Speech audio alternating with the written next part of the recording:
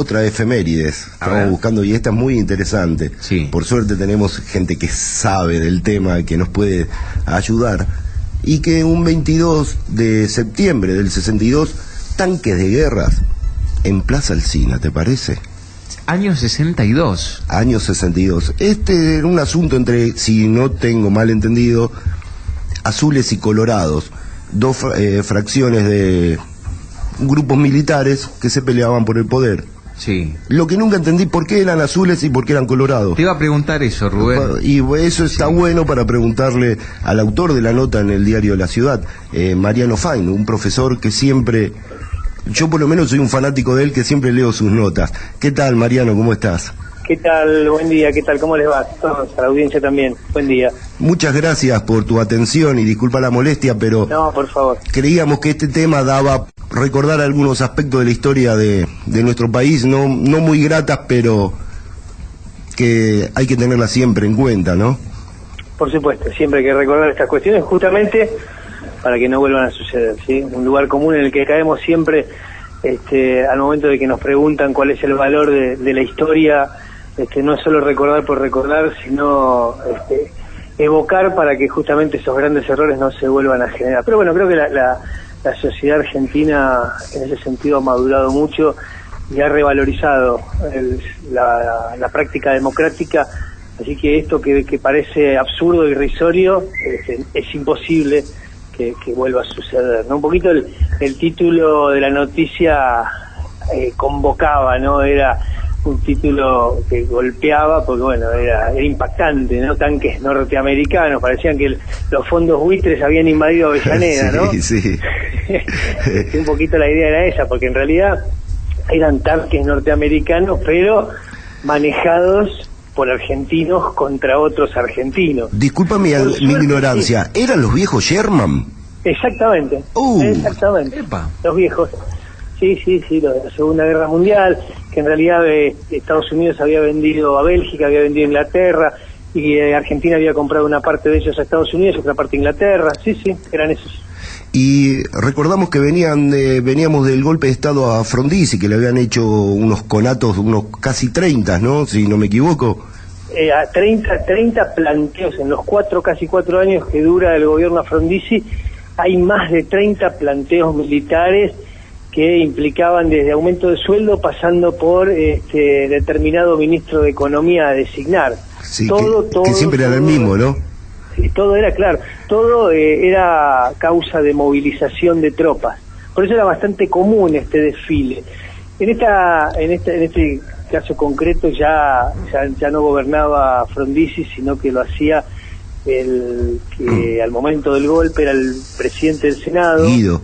Sí, claro, José María Guido, que no era el vicepresidente. Nosotros sabemos que el presidente del Senado es el vicepresidente de la República.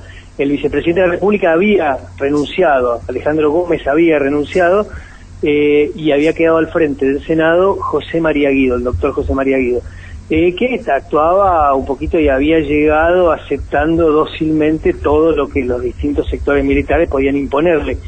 Lo único diferenciado con respecto a otro tipo de desplazamiento de tropas es que en este caso eran militares contra militares, ¿no? Esto la primera vez en la historia, ¿no? No, me obliga a recordar lo del 16 de junio del 55, ahí la movilización de tropas y los bombardeos fueron contra poblaciones civiles. En este caso es medio tragicómico, ¿no? Más allá de que en el segundo enfrentamiento entre azules y colorados ya va a ser mucho más complejo, el 2 de abril, parece que los 2 de abril son trágicos para la historia argentina. El 2 de abril del 63 es cuando efectivamente va a haber enfrentamientos en distintos lugares y amenazas de bombardeo en otros, pero el sector azul era el sector que lideraba Juan Carlos Onganía, que va a ser luego, a partir de 1966, el que presidente de la Argentina, derrocando a Arturo Humberto Illia. Por eso a veces, si uno hace una lectura simple, no llega a comprender cómo el que se pelea defendiendo tal idea, luego al llegar al poder hace todo lo contrario, ¿no? Porque el sector azul... Discúlpame, los azules serían los democráticos y los rojos, claro, los colorados, perdón. Los más, claro, el sector azul era el que se autodenominaba legalista, eran los que tenían como premisa la idea de poder organizar un sistema político pseudo-democrático, una democracia muy, muy tutelada, muy controlada, pero sin acceder directamente al poder. Y los rojos hablaban directamente de tomar el control y despolitizar la sociedad. ¿Por qué decía esto de lo contradictorio? Porque en realidad cuando Onganía se hace cargo de la mal llamada revolución argentina, asume grotescamente el poder, censurando a todos los partidos políticos. Se transforma en un colorado a ultranza Onganía, ¿sí? Por eso digo esto de las contradicciones de la historia, ¿no? Porque pelean por determinada, pero después terminan siendo otros. Después que cae Ilía también por un golpe de Estado, siguen, ¿no? Porque me acuerdo de Leviston y un montón, después Lanuse, seguían esas internas. Sí, pero ya militares, pero ya el conflicto azules y colorados, así como está planteado, ya podríamos decir que concluye antes de la asunción de Ilia. Después va a haber siempre, en toda estructura de poder hay diferencias, ¿sí? Y acá había un sector más nacionalista que otro, había un posicionamiento diferente con respecto a qué debía hacerse con el peronismo, estaba este posicionamiento de Onganía, bueno, hasta en algunos aspectos bastante cómico, muy moralizador, con esta prohibición de los besos en público, el pelo largo, esta irrupción en los hoteles alojamientos. Es una etapa, para lo que le tocó vivir, trágica, pero analizamos históricamente y resulta bastante particular, imposible de poder contextualizar los jóvenes hoy en una Claro, no entienden. Así. Por ejemplo, era el famoso Margaride, ¿no? Exactamente. ¿Qué es el Margaride? Margaride era un comisario que se metía en los hoteles de alojamiento. Sí, ¿A qué? Se metía a corroborar que quienes estuvieran ahí no tuvieran fueran solo parejas constituidas y que nadie estuviera cometiendo adulterio. ¿Y al comisario qué le importa? Pero sí, y era capaz de llamar a la familia. Claro, acá está su esposo, acá está su esposa. Qué mal tipo, por favor, qué falta de códigos. Absolutamente. Hacía una pregunta antes que vi que me preguntaban por qué azules y colorados, y azules y colorados son cuando se plantean las estrategias de cómo van a trasladarse las tropas, a cómo van a localizarse, cuando en el plano, ¿sí?, del potencial escenario de batalla se hace esto, se usan los azules para los propios y los colorados, ¿sí?, las fichas coloradas para las tropas de los enemigos. Por eso es que los legalistas son los que se autobautizan este conflicto como azules y colorados. Discúlpame, pero entonces los colorados, cuando lo definían como enemigo, también tendría algo que ver con la época del comunismo y algo así, ¿no? Esa ficha enemiga roja, porque podía ser verde, amarilla, no sé. No, pero tradicionalmente se usan azules y colorados independientemente del comunismo, ¿eh? No, siempre fue así. Ya Napoleón usaba eso así, mira, ves que son cosas interesantes, porque era la Guerra Fría también, ¿no? Sí, claro, estábamos en plena época de Guerra Fría, un post-macartismo furioso que había atravesado a Estados Unidos, y ya faltaba poquito para que se empezaran a filtrar y que en realidad emitiera el propio ejército estos documentos hablando de subversión, ¿sí?